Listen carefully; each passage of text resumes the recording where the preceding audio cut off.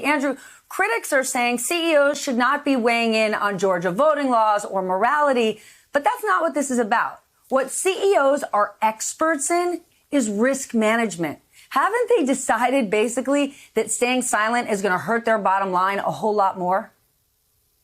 Look, this is a business decision, and what's so remarkable about what's happened over this past week is, Republicans have always loved big business and free markets until the big businesses turn against them on issues, in this case, social issues. Democrats have often hated big business, of course, unless they are with them on issues like this. So here we are. But yes, businesses ultimately are not political. Their political party is profits.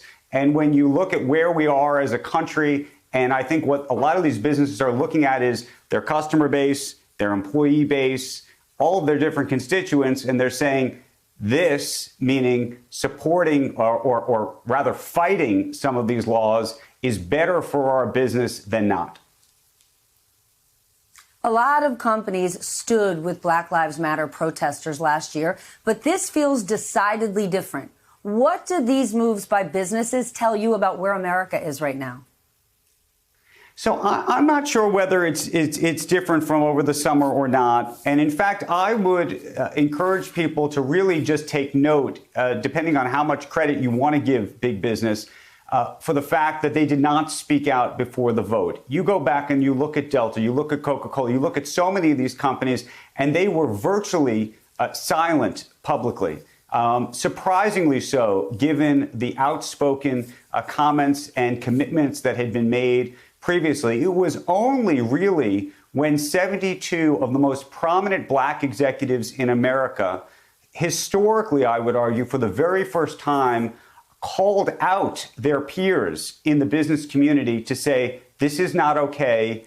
You need to stand with us. It was only when that took place that they were given effectively license. And I've heard CEOs say this, that statement from those 72 executives gave them license to stand up. But prior to that, they did not. They're doing this as sort of a long-term move. It's about where the country is headed. But in the immediate, what does this mean in Georgia? I'm thinking small businesses in the Atlanta area who are dependent on getting that Major League Baseball All-Star game.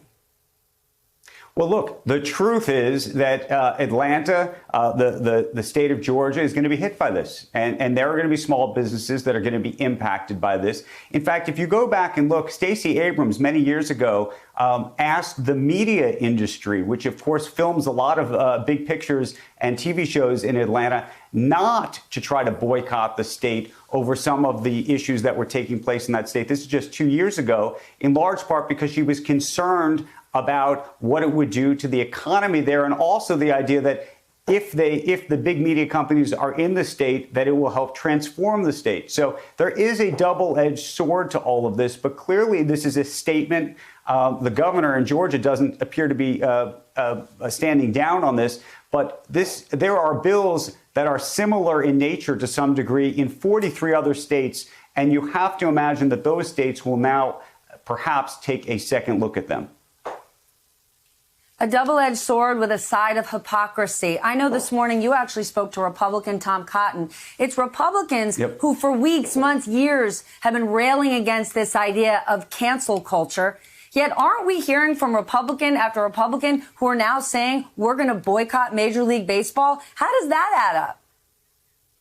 Look, the truth is that I hate to say there's canceling going on both sides, but there is canceling going on both sides. And you do have lots of folks that are being quite hypocritical. We did have the senator on the program this morning. He, by the way, has donors, has taken corporate money from the likes of Walmart and Bank of America and Paul Weiss, all of which, by the way, are on the other side of this issue.